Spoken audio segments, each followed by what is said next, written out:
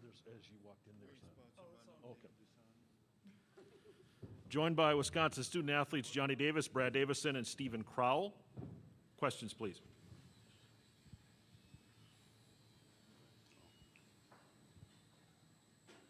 Nick Osen, 24/7 Sports CBS. For Brad, in your time kind of watching Iowa State, what has really stood out to you so far, especially about the way they play defense? Yeah, they definitely really pride themselves in the defensive end of the ball with toughness, ball pressure, picking you up kind of right at that half-court line, trying to keep you to one side, trying to force you to the baseline. So we faced a lot of different teams that play a lot of different styles, so we're looking forward to the challenge. Jim Polsey from the Wisconsin State Journal for Johnny and Brad. How much do you guys think that legacies are kind of cemented this time of the year, if at all? I think this time of year, March, NCAA tournaments, what all the time and hard work is put into. So obviously, you know, every game's important. The Big Ten Conference, the Big Ten tournament, it's all important. But a lot of people remember what you do in the NCAA tournament. And so that's what all the work we've been putting into this year, the years before, they're all built into these moments. So I don't really think a whole lot about legacy, but I know as our team, you know, we want to play as many games as we can together. And the way we look at this time of year is we're fighting for more minutes, and, you know, the outcomes will take care of themselves. Yeah, I'll worry about the legacy of myself and this team after the season.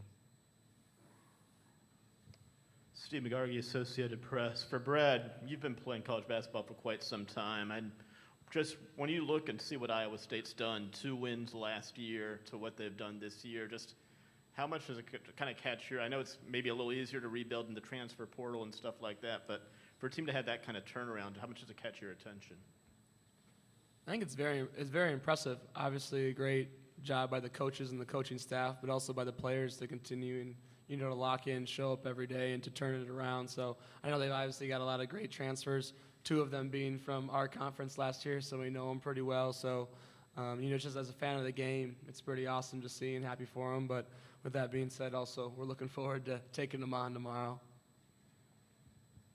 Johnny, 2 questions for you. One, have you had any previous interactions with Tyrese Hunter being from the state, and whether it's AAU or high school? And also, your ankle coming out of last night, how did it feel?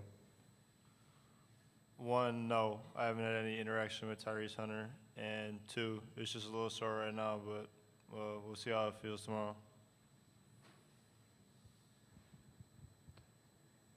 For Steven, just going back to last night, just first the shot you made to put Wisconsin ahead for good. How did it feel leaving you when you released it? And what kind of confidence does that do for you to hit that kind of shot and that kind of stage early on in this tournament? Yeah, honestly, it didn't feel that good coming off, but it went in and banked in. I thought the other 2 I shot after that felt a lot better. Obviously, one of them rimmed out, but I think seeing one go in really helped my confidence, and then shooting those next 2 felt really good coming off my hand. They just didn't fall for me. For any of the 3 of you guys, after that shot fell, it was, I think, 7 minutes without Colgate scoring. You guys played pretty much as perfectly as you'd want to for those 7 minutes. As the tournament goes on, how important is it to not have a good 10 minutes, 7 minutes to close it, but a good 40 the whole way? Yeah, it takes a full 40, but that's the thing. When you're in the NCAA tournament, you're playing against great teams. Teams are going to go on runs, and it kind of comes down to the team who can throw the last punch and close out the games. And we pride ourselves on the defensive end of the ball. So when Steven hit that shot to take the lead, we knew that the game was in our hands, and that's where we wanted to be, and that's where we find our identity. But obviously, we love a whole 40 minutes, and that's the goal each and every time we go out. But also, we know that teams are going to go on runs, so just having the ability to stay together and be able to counter those with our own punches is crucial, too, moving forward in the tournament. Billy Witz with the New York Times. Johnny, growing up in Wisconsin, how would you describe just what Wisconsin basketball is, I guess, the identity of it to kids that kind of grow up here? I'm not gonna lie, growing up, I didn't really watch too much of Wisconsin basketball. I wasn't really a fan, but now that I've been here, it's just, you know, it's a really great program. You know, it's especially the coaching staff and the teammates that I have with me. I'm really happy that I decided to come here. If I can follow up on that, does some of that depend on where you grow up in the state? of what you might, whether it's Marquette or Wisconsin or someplace else outside those two? It was neither. In that regard for Johnny, when did you kind of convert to Wisconsin? What was it that at what point did you realize this was a place for you? And what was their sales pitch to you that made you kind of realize this would be an ideal fit for you? As soon as they offered my brother, I decided to come here because I knew that I was going to play with him no matter where it was. For any of you guys from watching yesterday's game and also throughout the season, what have you seen from Tyrese Hunter's game? What do you like about the way that he plays? He's really good in the open floor. His ability to get defensive rebounds and then push in transition. Really good at getting to the rim, finishing over contact and through contact, whether it's going to the right or to the left. Very dynamic in his ability to not only create opportunities for himself at the rim, but also for his teammates. So definitely will be a tough challenge for us tomorrow, but again, we're excited for the challenge. Steven, going back to the bank shots, that's 3 pretty big bank shots this year by you guys, if you Chucky's and Johnny's too. I'm not going to apologize for those, but do you kind of look at that as maybe there's a little bit of destiny with this team in some regard? I don't really think so. I think we've been prepared, and I think even without some of those shots, we'd still be in the games and we'd still win the games. So I don't think there's much to do with so-called destiny in those 3 shots. Just wondering for any of y'all, after the environment you had yesterday, playing in front of this packed house, kind of a sea of red last night, how much motivation is that for you moving forward? The possibility, I know you don't want to look ahead, but the possibility, another game here, then maybe 2 games with a friendly crowd in Chicago as well, that just what could be ahead for you in terms of crowd situation? You put the answer in the question. We're not worried about playing next weekend at all. We got to focus on Sunday, tomorrow. Yeah, Adam Rittenberg with ESPN. Brad, I know your goal is ultimately to win the national championship, but how big of a barometer is this next game for the program, given how often Wisconsin teams have gotten to the Sweet 16?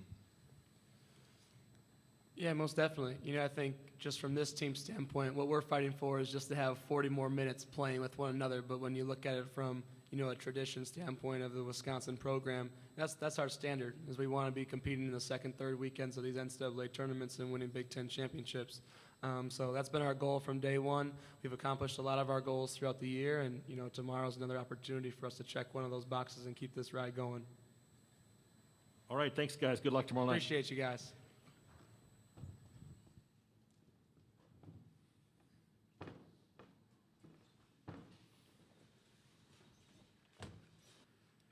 Joined now by Wisconsin head coach Greg Gard. Questions, please. Coach, Mike Hogan from Badger 24/7. Obviously, 2 talented freshman point guards going at it tomorrow. You've talked a lot about how Chucky's played beyond his years this year. What do you see in Tyrese? Yeah, I think a lot of the same thing from the film I've been able to watch over the last, I don't know, it seems like it was just in here, 12 hours, 15 hours. Sees the floor really well, finds guys in the pick and roll, plays well in transition. Obviously, he knocked in 3s last night, so he's done a really good job coming in as a freshman and playing that league. Steve McGargy, Associated Press. I imagine it's a little easier nowadays with the transfer portal to kind of rebuild on the fly, but just from a coaching perspective, what kept your attention when you see a program go from 2 wins one season to where Iowa State is now? I mean, how impressed are you when you see that kind of rapid step up? Yeah, I mean, I think there's players that were there that a previous coach, Steve, had there, and I don't think they might have went through some injuries too a year ago, but TJ's done a good job. He brought Caleb Grill came with him, obviously having Tyrese that Steve had signed would stay was important for him, and then having Brockington come in, and Condit's been there, so that's helped, but they've got good players, and TJ's done a good job. And I think you have to, when you have a mix, much like we have, we brought in a couple transfers, and you have to mix some freshmen in with your guys that have been there.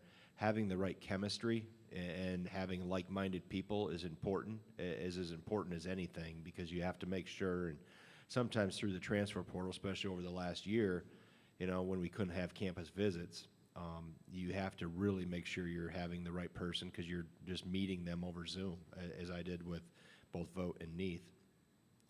So that chemistry is probably the most important thing, because if it's not right, then it really will go backwards and spiral out of control on you in terms of the togetherness of a locker room. But if you've got the right people in there, a lot of good things can happen.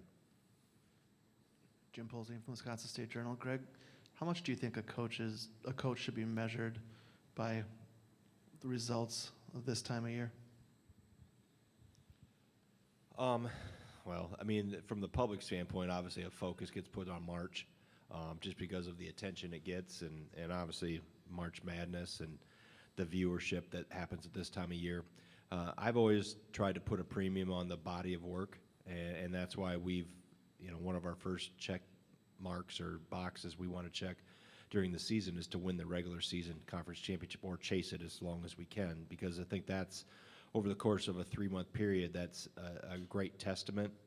And you're seeing all kinds of upsets take place. I want to call them upsets. We don't play series like, Major League Baseball and the NBA do. You play one game, and there's so much parity now in college basketball. The three-point line is such an equalizer that can maybe wash out any size advantage some team may have. And there's so much talent in everywhere. And I think sometimes maybe the marquee schools or the blue blood schools get a lot of the attention, but there's a lot of really good players at other places, and it doesn't take many. It takes one or two to make a difference. And if you combine that with some experience and have an older group, then you see what some of the results we've seen over the last 2 days have been. Isaac Trotter, 24/7 Sports, over here.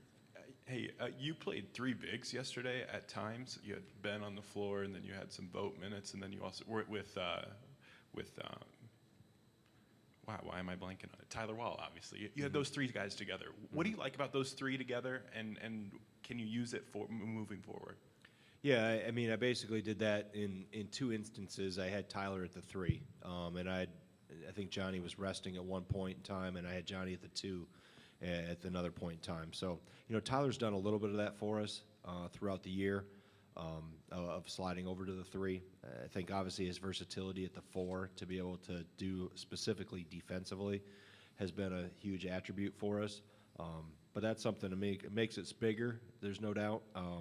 Changes us a little bit offensively, but it's something, again, time and just it's an in-game feel and an in-game need that I wanted to go to, and Tyler did a good job of sliding over there at that time.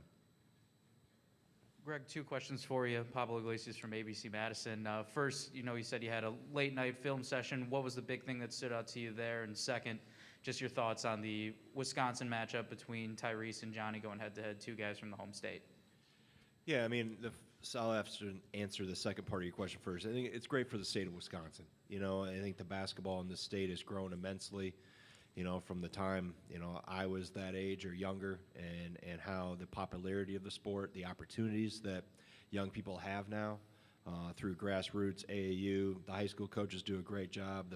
The grassroots and AAU programs do a great job of giving kids opportunities, and I think that's where you see the popularity and the explosion of the sport over the last 2-3 decades.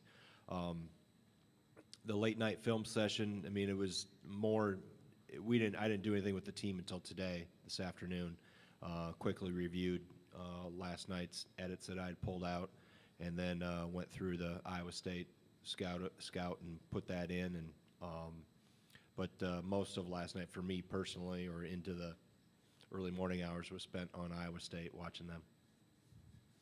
Greg Adam Rittenberg with ESPN. You know, TJ was up here earlier, and he's obviously from the city, from the state. He's paid attention to your program. I'm wondering what it's like from your perspective facing a team from outside your league, but with a coach that clearly knows and has followed Wisconsin and kind of what to expect from there. And what's it like for you to go up against a guy like that? You know, I never really get into the personal. It's not me against TJ. You know, he's in much better shape than I am. I think he could take me. Okay. Maybe if I got him in a game of horse, I might be able to get a few steps on him. But you know, it's great. I'm happy for him because he's worked his way up. You know, I know he was a coach at Burlington Catholic Central, right? He's been an assistant in a variety of places. You know, obviously head coach at South Dakota State, did a good job there. Did a good job at UNLV, and then obviously to come back to Iowa State where he was an assistant.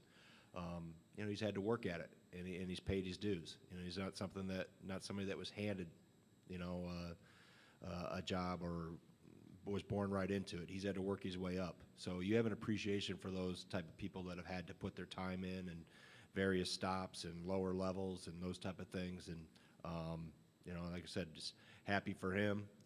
But it won't be Greg against TJ tomorrow. It's going to be, you know, Iowa State and their players against Wisconsin and their players. Greg, Andrew Wagner, Forbes. Actually got two for you. Adam kind of inspired one. I'm pretty sure that TJ was at Thomas More when you were at Platteville with Bo. Did you guys recruit him? And I think he played at Whitewater. So I'm just wondering, you know, what you saw in the guy when you were looking at him as a player and a kid, and you know, if you could kind of see what kind of track he was going on that would lead to this point.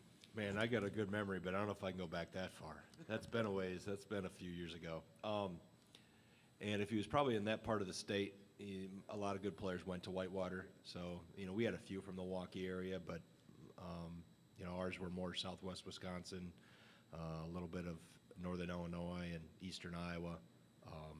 So it's still a really good league. Obviously, I know the league very well and follow it. Having my brother Jeff at Platteville, and obviously Pat's done a terrific job at Whitewater. So it's I think, again, going back to what a lot of the root of these questions have been about me or TJ or Tyrese or Johnny, just how great for the state of Wisconsin. You know, I know Whitewater's women are playing in the national championship today, right, or tonight. I have to ignore that because I'm an Oshkosh guy, and I'm still bitter to losing to Whitewater last week. So, you know. On the women's side? Yeah, that was Okay. a tough one. Dennis, too, he knows. You a Whitewater guy or Oshkosh? Oshkosh, yeah. You're an Oshkosh guy too? So we got Yeah. Titans and Pioneers hanging up. We got anybody else from the WIC? Jim, where'd you go? Harvard? Lacrosse? Madison. Okay. All right, my second question, a little Jeff? more. Lacrosse? Oh, the women's team? They lost today? Huh, shoot. But I mean, again, just getting back to, you know, it's great for the state of Wisconsin in all facets. I mean, it's awesome. I know the state tournament's going on right now back in Madison, so great time to be a basketball fan of the state of Wisconsin. My second question, a little more serious note. You know, obviously there's something that you guys are working for right now, and then there's a big goal in mind. But at the same time, with so many young guys, just how valuable is it having this additional practice time on your season to work with these guys for what's coming next? Yeah, I think it's been something we've tried to take advantage of all year. And it's the first time really in my career that we've implemented the guys that are redshirting or not playing very minutes get an extremely hard workout on game days. And they haven't done it during the tournament here just because of the time and court access we don't have. But during the season, we've really put those guys through a pretty strenuous individual plan and a group workout that I think has helped us and helped them, because those guys that are kind of waiting in the wings, so to speak, it'll be the next wave of guys coming through our program, have made some pretty monumental jumps through this season, and they've got big off seasons in front of them. Hopefully the off season doesn't start for a couple more weeks, but it's all important. Just the exposure to this, you know, being in this and doing an interview, or, you know, seeing cameras float around and having an open media practice or an open practice, all these experiences help and can be filed away for use in the future. Billy Witz with the New York Times. I was wondering if you can maybe go back to the 90s when you were kind of coming up as a young coach, and the things that you talked about, how Wisconsin basketball or basketball in the state has been transformed over that time. What was it about, I guess, was, Dick Bennett with both at Wisconsin Green Bay when they beat Cal and then, as he went to Wisconsin, what was it about those teams that you think resonated with young athletes, young coaches in the state? Well, I think there's obviously the TV exposure of that time when Green Bay beat Cal and Jason Kidd, but I think the job that Coach Bennett did, Coach Ryan did, in terms of the opportunities and the exposure to the game and through the success of their teams, I think it really opened the doors to this on the state of Wisconsin, or put a light on the state of Wisconsin. Even going back to Dick's time at Stevens Point when they went to Kansas City, or Ken Anderson's time at Eau Claire when they went to Kansas City in the NAIA tournament, and then Bo with the run at Platteville. Going in this time of year, typically Platteville was in a Final Four, and getting a lot of media attention for the state. So all those, I think, successes led to more popularity of the state for the sport in the state, and then obviously the camps, the coaches clinics, all those things. I mean, I know Bo was extremely active in the WBCA and on the board of directors, like I've filled his seat now for the state, and just growing the game in the state. Jerry Pettigrew's done a phenomenal job as the executive director over the last, I don't know, it seems like 100 years. Jerry's been and he's done a great job. I mean, basketball has blossomed under his leadership across the state because he cares about the game. And when you have people like that are kind of blazing the trail, so to speak, you can't have anything but positive things happen over the course of time. So I think all of us that are following in those footsteps, all those trendsetters, so to speak, or trailblazers, a huge debt of gratitude for making basketball fun and popular and exciting in the state of Wisconsin.